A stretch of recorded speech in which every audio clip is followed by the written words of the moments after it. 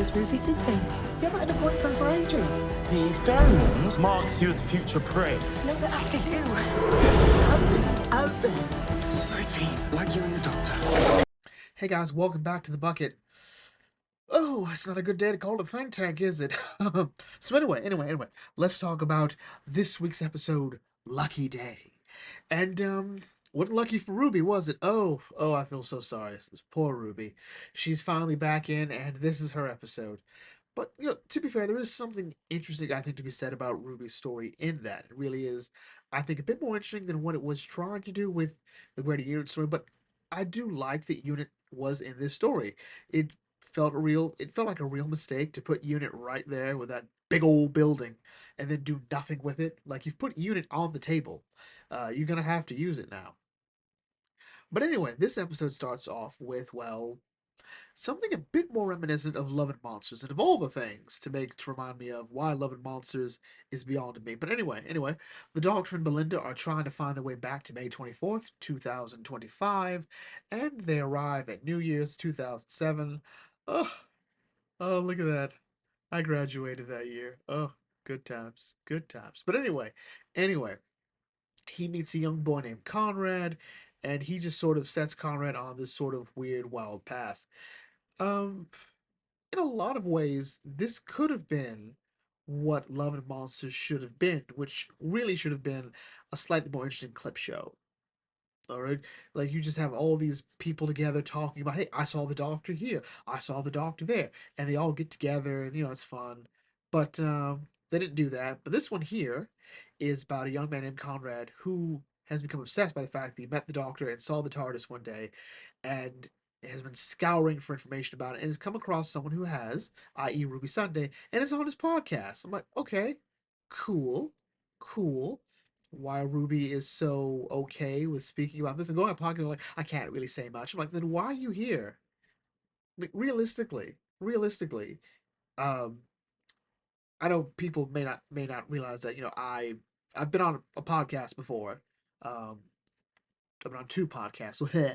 I've been on the Box Remarks and the Rose Remarks podcast.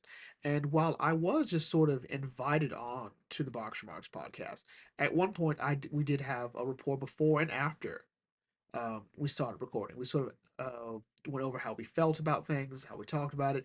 Um, when we did the talk about Green Lantern's Secret Origin, Guest and I talked extensively before we even decided to do that. Uh, and these are two very different things, of course. But for like an interview, you would sort of go over, okay, so is there anything you can or can't talk about? The fact that, Ruby talked about Unit, which I don't think Kate would have appreciated that. But anyway, so they talk, they bond. I was happy for Ruby because I felt, okay, this is a rare moment. We'll get to see a companion after they've left the Doctor. I'm like, okay, that's cool. That's cool. And Ruby gets close to Conrad. I'm like, oh, this would be nice. This would be nice. They tell me over an incident with the Shriek, a monster that I don't think has been in Doctor Who before, but is currently under the watch of Unit. I'm like, okay. So Ruby and Conrad get close, like really close. Ruby's mother and her biological mom mentioned that she hasn't talked about the Doctor in weeks since she's been dating Conrad. I'm like, okay, that's cool.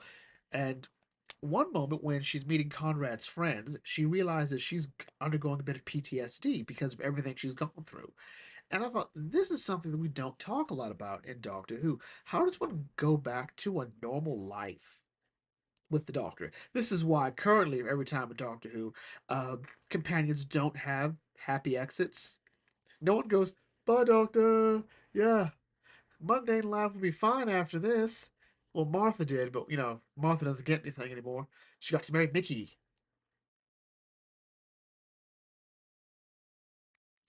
We all know what happened to Donna. We all know what happened to Rose. We all know what happened to Amy and Rory. We all know what happened to Clara.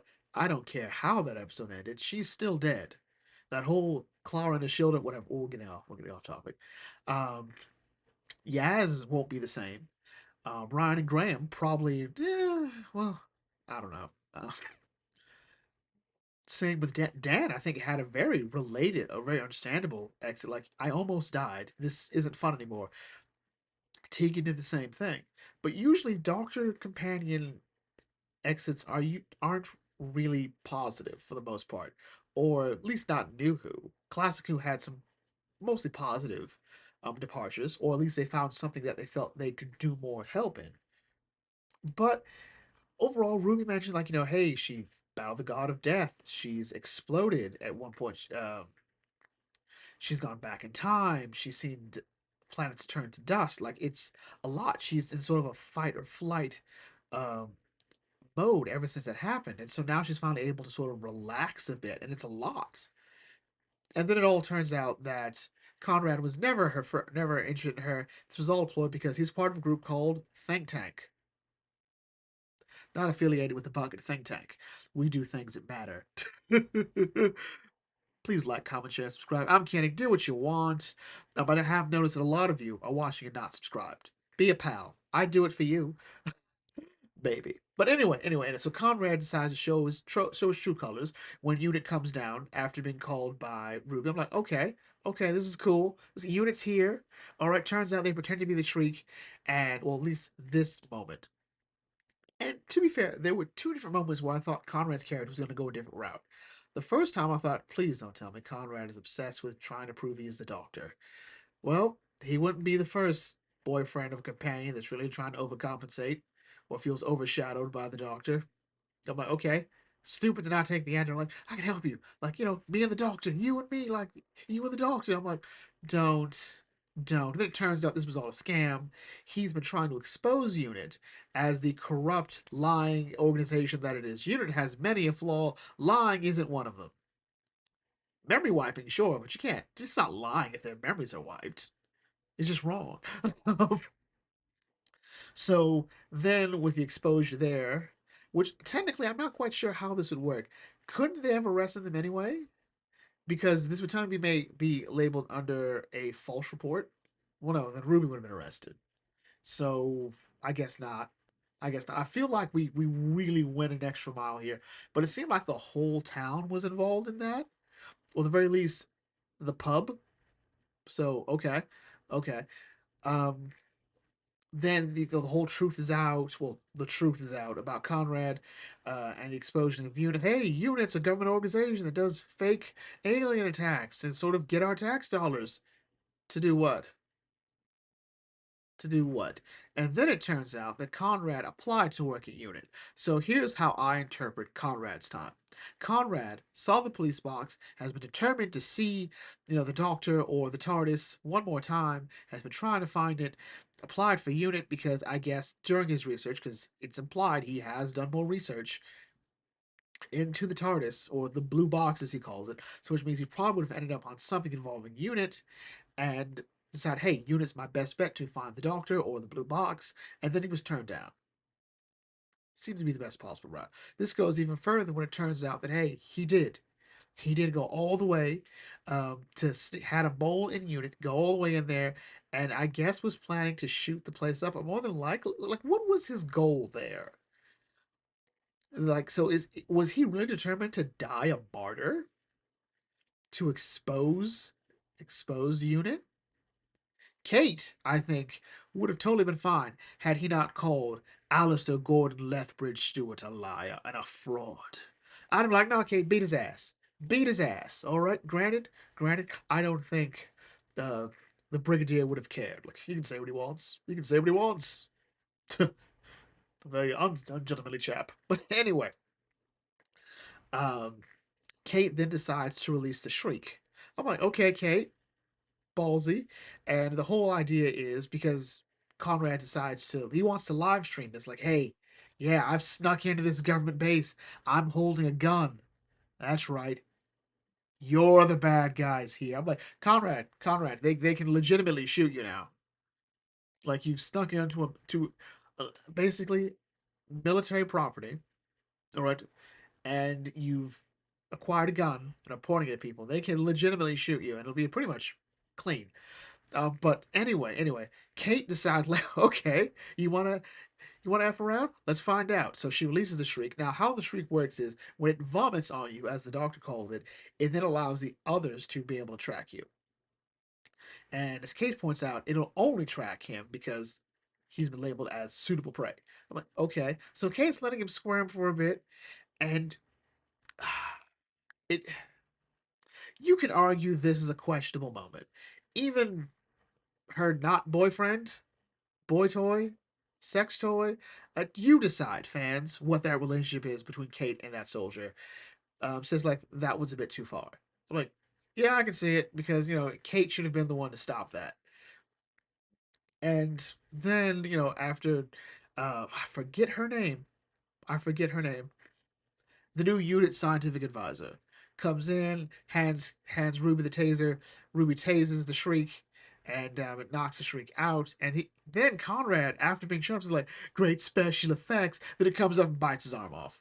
I'm like, "Oh, okay." He's arrested, and yeah, he's met by the Doctor, who sort of, I guess, materialized the TARDIS around him. Cool, and says like, "You attacked my best friend." I'm like, "Is she really your best friend? Is she really?" But anyway, he talks about, hey, like you, the one going around, spreading lies, weaponizing lies, messing with decent people who just want to get through the day, you know, and it's like you're gonna die alone, unloved here. All that hate is gonna fester into poison that kills you at 49. Conrad sort of points back, like, hey, Ruby's not your only friend. Right? Have you met Belinda? It doesn't look like he has. So that means that this is before he meets Belinda, which makes sense because in Robot Revolution, he's looking for Belinda. But I don't think he knew who Belinda was at the time. So yeah, there's that. And of course, the episode ends with Miss Flood coming in saying she's the governor of the prison, and it's his lucky day. Reference to the 5 50 pence piece coin the Doctor handed him. I'm like, oh, okay. It's weird. It's also weird that it seems that Ruby's grandmother never mentioned to Ruby that whole issue with Miss Flood, but I don't know. I don't know. Overall, this episode I think would have been better having just sort of owned up the slice of life. Maybe if Conrad had been, you know, maybe part of a more dedicated group that believe unit, but really after hearing Ruby, like, I believe him. I want nice things for Ruby. That's kind of it. So I think it would have been better had that worked out. But at the end of the day, this episode was our second Doctor Light episode. How many episodes are there this season? Is it still 8? We have 8 episodes, and we're still devoting to Doctor Light episodes. Like, what does Shooty have? What is Shooty? It's pronounced Shooty. I don't know how he says that so casually. But what is he doing that he does another Doctor Light episode? Because I know the first one, Boom, he still had to finish some stuff. What was it, sex education? So fine, you can't always do it that way. But what was he doing this time? Or was it just how a decision made? You know, I don't know. I'm sure someone else knows. I like this episode. It reminds me of 70. Oh, and 73 Yards was also a Dr. Light episode. Well, no. 73 Yards was because Shooty had to go film something else. Boom might have also been that. Hard to say. At least I don't remember. But both 73 Yards and Lucky Day are about Ruby. I'm like, okay, okay. But 73 Yards was more Millie showing off her acting capabilities, and this one was, well, to be fair, I think she does get some great moments, but 73 Yards was all about Ruby. And here, like, oh, this is about people who believe in conspiracy theories. Like, to be fair, UNIT is a secret government organization. Like, we kind of miss the point when we try to tell people that conspiracy theories aren't real when we're actually talking about the secret stuff unit does. Like, unit legitimately has technology that is not supposed to be on Earth. It's a level 5 planet according to the 11th hour. I'm not sure if that means it should have time travel technology. I'm pretty sure it means we shouldn't have it. If it has to be kept secret from everybody else, then we probably shouldn't have it. All right, so probably not. That's sort of why I think the whole conspiracy thing doesn't work. But it also addresses the question about how involved are the people of Earth about the existence of aliens. All right, because I think we're trying to say that within Russell's continuity, nothing has happened that has changed it. Really, what changed it a lot was Moffat. He coming in with the Big Bang and the Pandora Ways effectively reboots the universe with the cracks in time. I'm like, okay, okay. To be fair, it is a whole elephant in the room if you don't sort of address these things. Russell being the one to once again sort of introduce these things to the world. The question is, what's he going to do with it? All right, how does Miss Flood play a role in it? And he hasn't really committed to it because Belinda is pretty blasé about being abducted by robots. Just a Sunday for her, not a Ruby Sunday. But yeah, I don't feel sorry for Conrad at all. I wish he had just been an idiot instead of just a garbage human. He's just like Rose's not boyfriend from Dalek. And that episode following up with, they just left him. What's his name? Brandon? Brian? Biff? Steven? Keith? What's a really Neville? We'll name him Neville. No, not Neville. Not Neville. I like Neville Longbottom. No. Who else? Who else? What?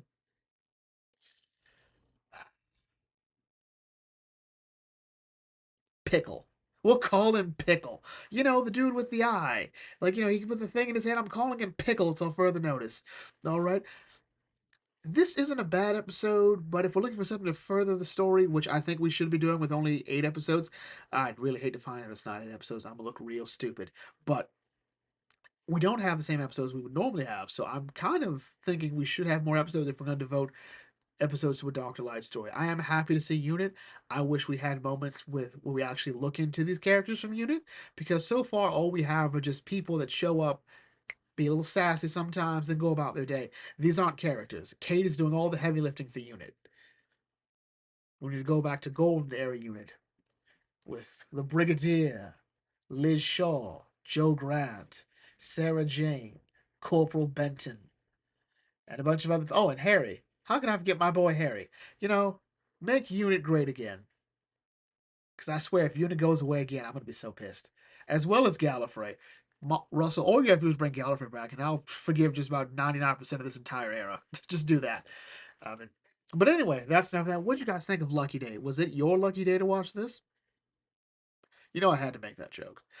Leave your thoughts in the comment section. I'll catch you all later. This is Bucket Think Tank signing off. Thanks for watching. As always, may your fandom serve you well.